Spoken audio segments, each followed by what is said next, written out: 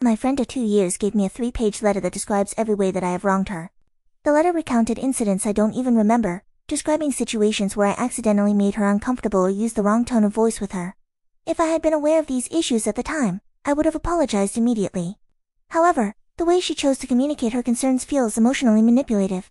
Despite her claiming she wrote the letter because I don't like confrontation, I had explicitly expressed my willingness to hash everything out when she delivered the letter to me in person. She denied my request to do that and said I need to read it when she leaves.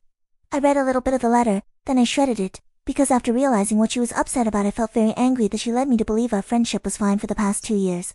But now I realize that she was harboring resentment. That's how I feel, not what she said. Or, even worse, it could be that she's just keeping score of my actions so she can throw it in my face when it's convenient for her. I'm thinking that's a possibility as well because around the time she handed me the letter, I had a Halloween party I was hosting in a few days. I planned this party a month in advance and when I spoke to her about it, she initially agreed to attend with her boyfriend.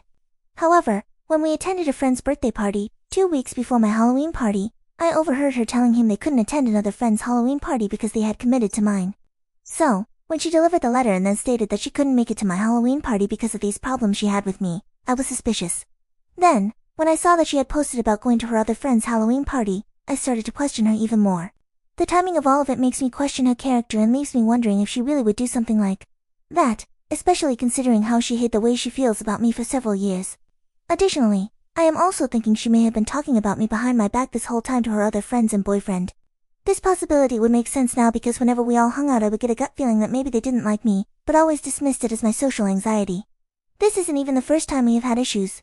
Our friendship started to face challenges after I got engaged, which was earlier this year.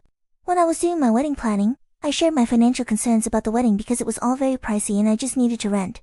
She generously offered to pay for the catering, and although I initially declined, she insisted it was not a problem. I agreed, but was dedicated to finding a catering option that was inexpensive, like Chipotle, because I would feel bad if she paid too much money. A few months went by and I saw that there was some golden retriever puppies that needed to be rehomed. I immediately knew that I wanted to adopt one. At the time I already had one golden retriever and really wanted her to have a friend for some time. So, I decided to get one of the puppies. Her name is Macy and she is so sweet. Macy came from an ethical breeder, so I paid a decent amount for her.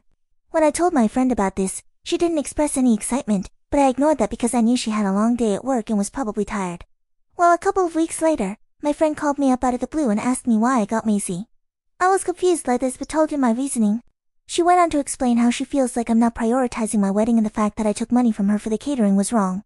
I was shocked by this and realized that this whole time, paying for the catering was not a gift from her, it was charity.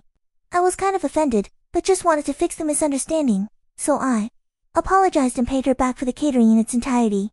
Then during my wedding week, there were several instances where she had a problem with a couple of my family members and would not let it go until I apologized on their behalf. They never even did anything to her so I didn't understand what the problem was. On my wedding day, she had a terrible attitude the whole day and gave me a bunch of sass when asking her for help on something I needed. She was one of my bridesmaids, by the way. So, after I got back from my honeymoon, I spoke with her about all the drama that happened during my wedding week and I was just hoping we could just smooth out our friendship and move on. From my perspective, I figured if I became very careful with how I spoke to her, there wouldn't be any more misunderstandings. Essentially, it got to the point that I felt like I was walking on eggshells. So when she delivered me this letter, I felt angry and there was nothing I could do to make her happy. So, the day after my Halloween party, I texted her saying that I don't feel like we are compatible anymore as friends. Then I blocked her on everything. It is clear to me now that I can't be my genuine self around her. I can't trust her and she misunderstands my intentions frequently, so what's the point of mending the friendship? But now I'm starting to feel like I did something wrong and maybe cutting her off was too harsh. My other friends and husband think I did what I had to do, but as time goes on I am not so sure.